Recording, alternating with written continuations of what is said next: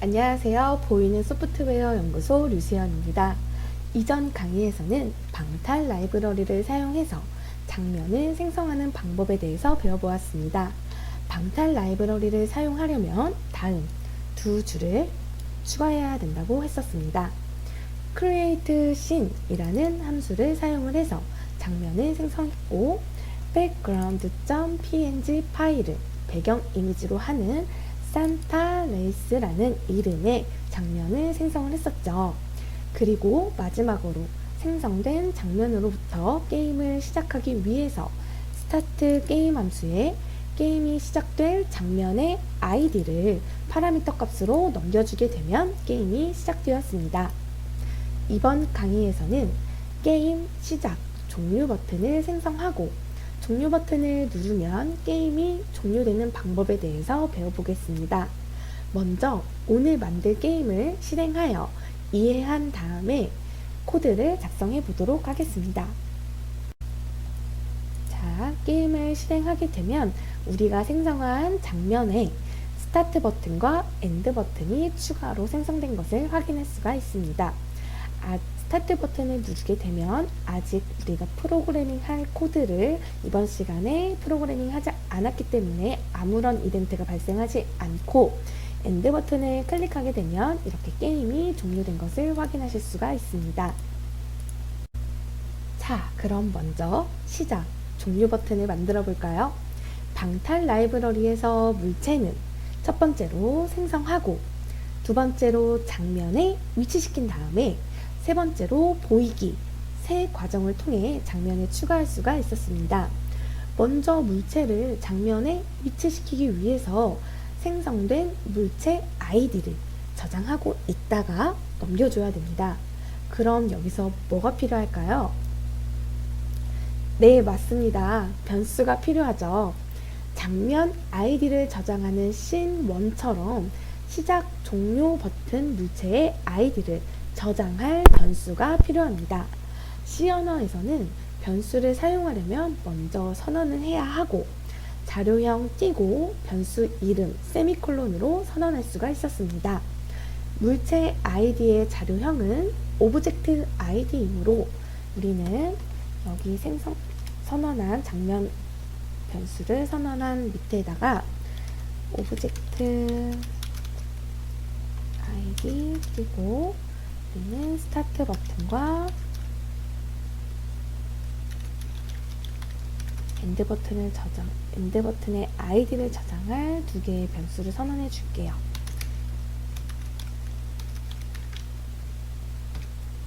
같은 자료형 타입의 변수는 쉼표로 구분하여 한 줄에 같이 선언해 줄 수가 있었죠. 그래서 이렇게 선언을 하고 그럼 게임 시작 버튼을 생성해 보도록 하겠습니다. 여기에 스타트 버튼을 추가하고 화면에 보여주겠습니다.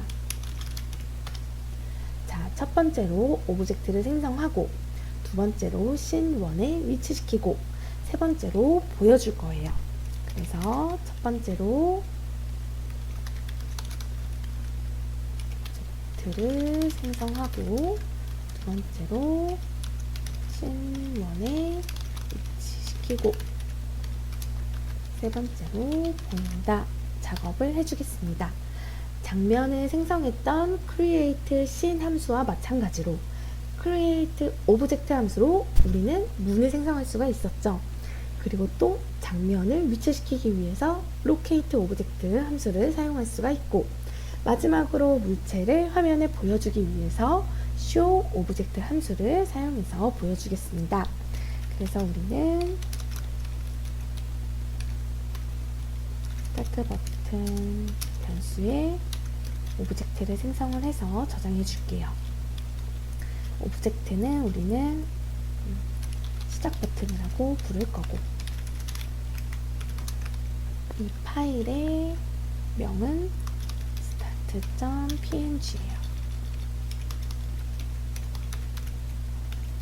그리고 우리는 locate 오브젝트 함수를 사용을 해서 위치시켜 줄게요. 스타트 버튼을 어디에? 씬1에 x좌표는 590, y좌표는 70인 위치에 위치시켜주고 show 오브젝트 함수를 사용을 해서 보여주겠습니다. 스타트 버튼.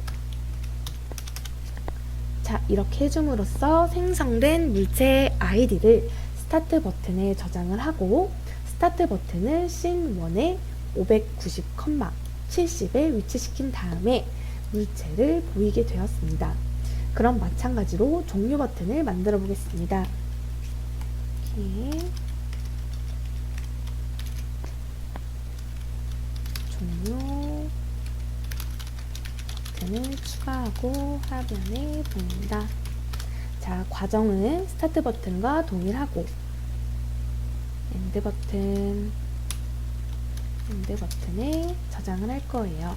뭐를 저장할 거냐면 물체 아이디를 생성을 해서 저장을 할 거예요. 우리는 이것을 종료 버튼이라고 부를 거고 이것의 파일명은 end.png입니다.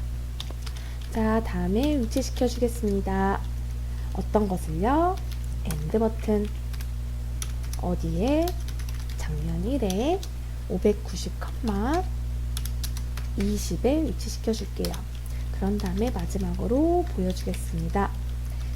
엔드 버튼을. 자, 이렇게 하면 생성된 물체 아이디를 엔드 버튼에 저장을 한 다음에 엔드 버튼을 씬1에 590,20인 위치에 위치시킨 다음에 물체를 보이게 됐습니다. 시작 버튼 바로 아래로 종료 버튼이 위치시키게 되어 있겠죠. 자, 그런 다음 무엇을 하면 될까요? 네, 다음은 게임에서 발생하는 마우스 이벤트를 처리해야 합니다. 마우스 이벤트를 처리하기 위해서 첫 번째로 마우스 이벤트를 수신되어 처리하는 마우스 콜백 함수를 정의한 다음 두 번째로 마우스 이벤트를 수신하는 마우스 콜백 함수를 등록해야 합니다. 먼저 마우스 이벤트가 수신되었을 때 처리하는 마우스 콜백 함수를 정의해 보겠습니다. 자, 여기에 마우스 이벤트를 수신하는 콜백 함수를 정의해 볼게요. 자, void 마우스 콜백 그리고 전달받을 파라미터 값은 총 4개였죠. 첫 번째로 오브젝트 id를 전달받아서 우리는 오브젝트라는 매개 변수에 저장을 할 거고 두 번째로 x좌표 값을 전달받아 x라는 매개 변수에 세 번째로 y좌표 값을 전달받아 y라는 매개 변수에 저장을 하고 마지막으로 마우스 액션 값을 전달받아서 우리는 액션이라는 매개 변수에 저장을 하겠습니다. 자, 그 다음에 우리는 함수를 지금 만들었으니 마우스 콜백 함수를 등록해야 되겠죠? 우리는 여기에 마우스 콜백 함수를 등록해 줄게요. 마우스 이벤트를 수신하는 콜백 함수를 등록시켜 주겠습니다. 자, 우리는 마우스 콜백 함수를 등록하기 위해서 set 마우스 콜백 함수를 사용할 수가 있었습니다. 그래서 set 마우스 콜백 함수를 사용해서 우리가 정의한 마우스 콜백 함수를 등록시켜 주는 거죠. 자, 이렇게 함으로써 마우스 이벤트가 발생하게 되면 우리가 정의한 마우스 콜백 함수가 호출되어 콜백 함수, 마우스 콜백 함수 중괄호 안쪽이 실행되는 것이죠.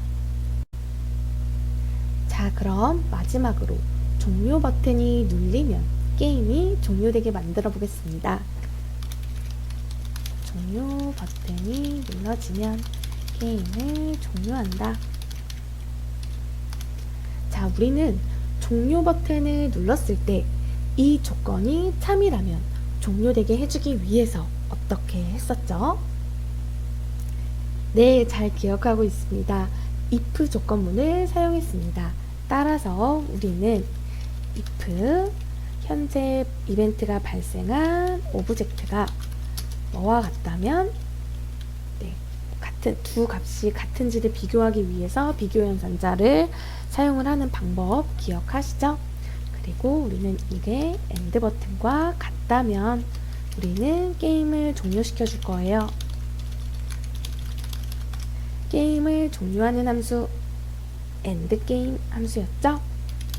엔드 게임.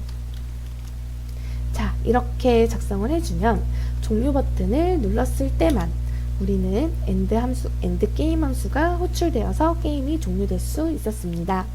자, 이제 게임을 실행해 볼까요? 자, 로컬 윈도우 디버거 버튼을 눌러서 게임 화면으로, 게임 서버 화면으로 보이게 되면 우리는 현재 우리가 생성한 배경 이미지, 장면 이미지 위에 우리는 스타트 버튼과 엔드 버튼이 생성된 것을 확인할 수가 있죠. 생성된 스타트 버튼 한번 클릭해 볼게요. 클릭을 해도 아무런 이벤트가 발생하지 않습니다. 왜 그렇다고 했죠? 네, 맞아요. 마우스 이벤트를 수신하는 콜백 함수를 정의했을 때 우리는 종료 버튼만 이벤트 처리를 하게 함수를 정의해 줬죠. 그렇기 때문에 스타트 버튼을 아무리 눌러도 어떠한 이벤트도 발생하지 않습니다. 대신 우리는 엔드 버튼, 종료 버튼을 누르게 되면 이렇게 우리가 정의한 게임이 종료되게 하는 프로그램이 완성되었습니다. 이번 시간에는 게임 시작, 종료 버튼을 생성하고 종료 버튼을 누르면 게임이 종료되는 방법에 대해서 배워보았습니다. 다음 시간에는 시작 버튼을 누르면 게임이 시작되는 방법에 대해서 배워보겠습니다.